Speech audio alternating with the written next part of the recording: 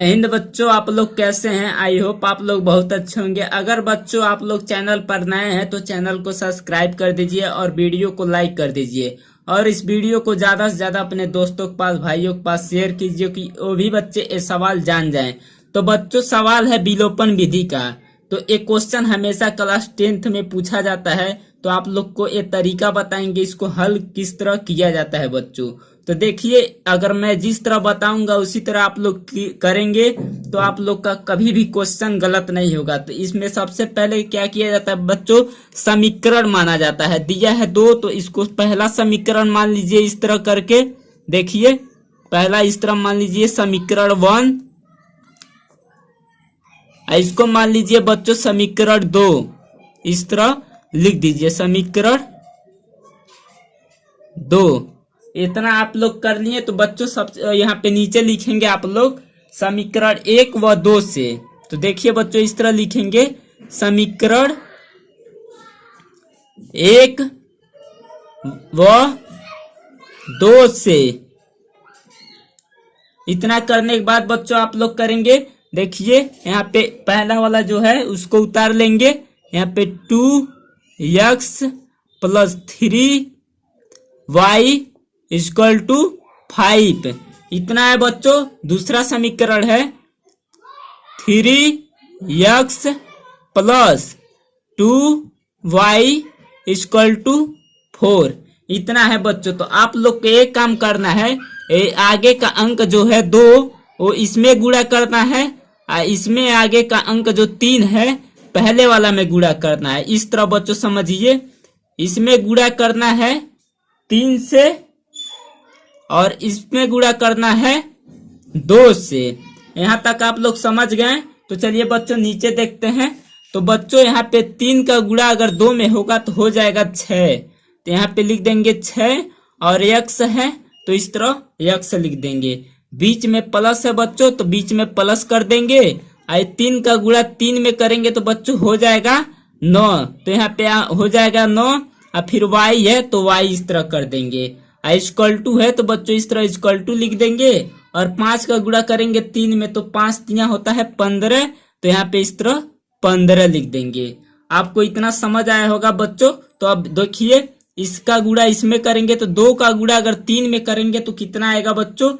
तो 2 का गुणा अगर 3 में करेंगे तो आएगा 6 और फिर x है तो x लिख देंगे। बीच में प्लस है तो प्लस इस तरह कर देंगे। अब 2 का गुणा बच्चों 2 में करेंगे तो आएगा 4 तो 4 लिख देंगे और y है तो y इस तरह कर देंगे। अब फिर = है तो = कर देंगे।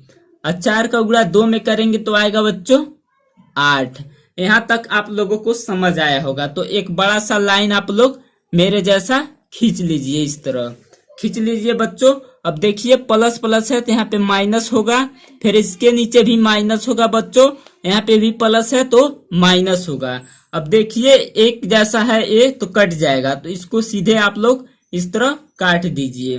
अब काटने के बाद बच्चों देखिए कुछ मतलब नहीं होगा, 0 आएगा चाहे कुछ भी। यहाँ पे माइनस है तो ऊपर वाला अंक जब है तो प्लस में आएगा। इसमें से घटाएंगे 9 में से 4 को तो कितना आएगा बच्चों।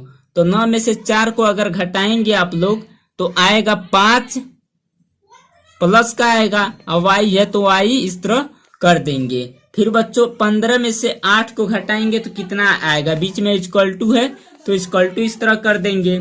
अब 15 में से 8 को घटाएंगे तो कितना आएगा बच्चों, आप लोग घटा कर देखिए। तो 15 में से अगर 8 को घटाएंगे तो आएगा बच्चों 7। इस तरह यहाँ पे 7 को लिख देंगे। अब देखिए जो y के आगे अंक होता है वो गुणा का अंक होता है तो इसके नीचे चला जाएगा तो y का मान निकल के आएगा बच्चों यहाँ पे 7/5। आपका y का मान निकल गया बच्चों। इतना आप लोगों को समझ आया होगा। देखिए y का मान निकल गया 7/5। तो बच्चों अब देखेंगे हम लोग x का मान निकालना है तो कैसे निकलेगा, तो निकालते हैं। तो बच्चों y का मान जो निकल के आया है वो पहले या दूसरे समीकरण में रख देंगे तो x का मान भी निकल कर आ जाएगा। तो आपका क्वेश्चन हो जाएगा हल। तो बच्चों y का मान समीकरण 2 में रखते हैं तो यहाँ पे लिख देते हैं y का मान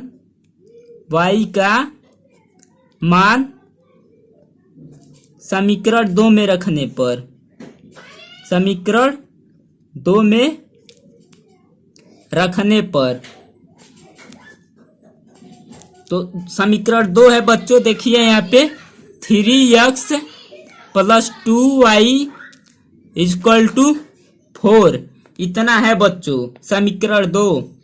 y का मान निकल के आया है y = 7/5 इतना है बच्चों। तो यहाँ पे रखना है तो 3x लिख देंगे, अब प्लस है तो प्लस कर देंगे, यहाँ पे 2 इंटू में हो जाएगा 7/5 =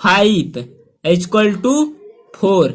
यहाँ तक आप लोगों को समझ आया होगा बच्चों, कोई परेशानी नहीं होगा आप लोगों को। तो देखिए बच्चों इतना आप लोग कर लेंगे, उसके बाद आप लोग क्या करेंगे, ये जो है बच्चों देख लीजिए 7 का गुणा अगर 2 में करेंगे तो हो जाएगा 3x, बीच में प्लस है तो प्लस, और 7 का गुणा होगा इसमें तो हो जाएगा 14/5 = 4 इतना है बच्चों।